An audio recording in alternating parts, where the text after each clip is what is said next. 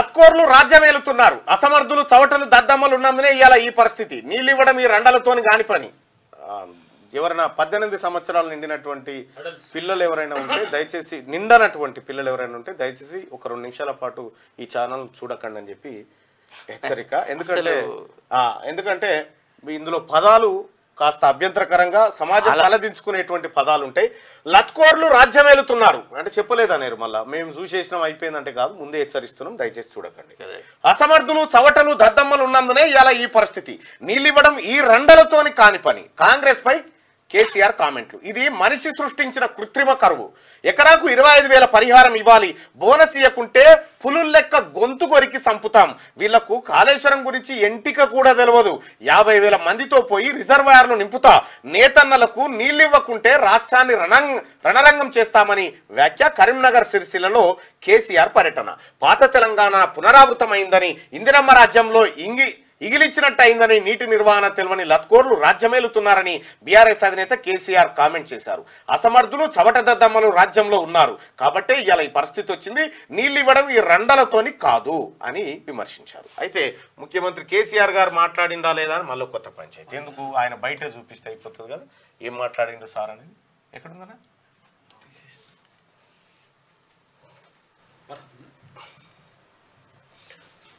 Right, ఒకసారి ఉంటుంది.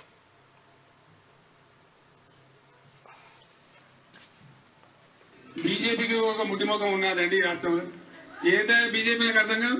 అంతకు ముందు బాబు కాళేశ్వరం గురించి, ఆ ప్రాజెక్టు గురించి వీళ్ళకి తోక తెలియదు, నాకు తొండ తెలియదు. ఇప్పుడు ఉన్నది ఏమీ తెలియదు, ఇంటికి కూడా తెలియదు. మీ లెక్క చిల్లర కథ వాడానంటే ఆ రోజు ప్రభుత్వం మా చేతులు లేకుండా ఏదైనా మా చిల్లర పని చేయలేదు మీలాగా. సరే సరే దరిద్రుడు పోలేని చెప్పి కట్టినాం ప్రాజెక్ట్. నేను మాట్లాడిన కింద మన ఇంజనీర్లకు ఏమైందిరా ఈ సన్నాసులకు తెలివి, లేకపోతే మీ తెలివి ఏమి వచ్చింది, ఎందుకు ఎత్తలేదు నీళ్ళు అంటే సార్ మమ్మల్ని నిరోధించిండ్రు, అది ఏదో ఉన్న తోకమట్ట అని చెప్పి చిల్లర కుట్రతోని సన్నాసులా కూర్చొని నీళ్ళని వీకి. ఈ దద్దనలకు చేత కాకపోతే 50,000 మంది రైతులు నెంబడేసుకొని వీళ్ళని పండబెట్టి తొక్కుకుంటూ పోయి మేడిగడ్డ కాడ కూర్చేసుకొని కూర్చొని నేను నింపుతా, మళ్ళీ ఇవన్నీ రంది పడకుండా అని చెప్పినండి. ఏదో మెరమెచ్చకాలు చెప్పి రోజుకో తంటు కొట్టి కథ చెప్పి పక్కా చవటలు దద్దమ్మలు శాతగాని చవటలు అని అర్థమవుతా ఉంది. సమర్థుతున్నాయి కదా కొన్ని బతుకమని అంటాడు.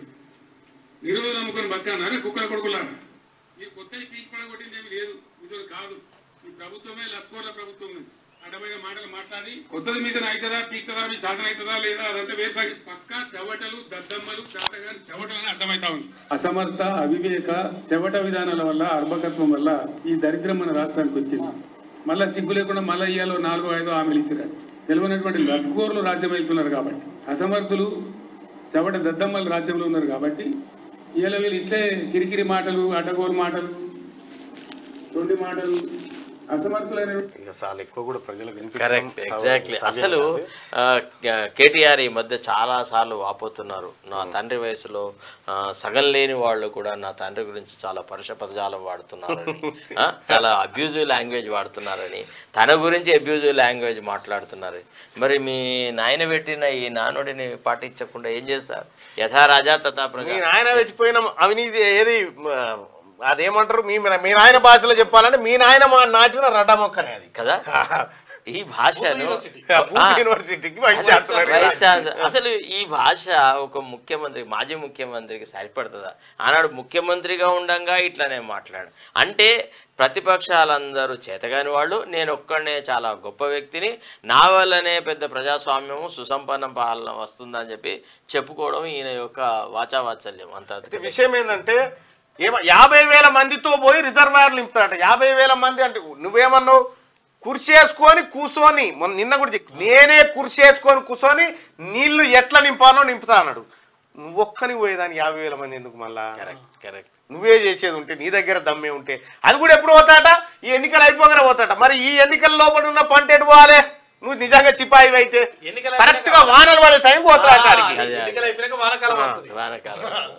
రాజకీయ యాత్రలు కాదు, తిహార్ జైలు యాత్రలు చేయి. కేసీఆర్ కు మంత్రి వెంకటరెడ్డి కౌంటర్. ఫ్రస్ట్రేషన్ లో మాట్లాడుతున్నాడు. కేసీఆర్ కామెంట్లను క్యాడర్ చూసుకుంటుందని మంత్రి శ్రీధర్ బాబు. బీఆర్ఎస్ హయాం నుంచే నీటి కష్టాలు, ప్రాజెక్టులో నీటి లభ్యతపై చర్చకు సిద్ధమని చెప్పి మంత్రి పొన్నం ప్రభాకర్ కౌంటర్. ఇక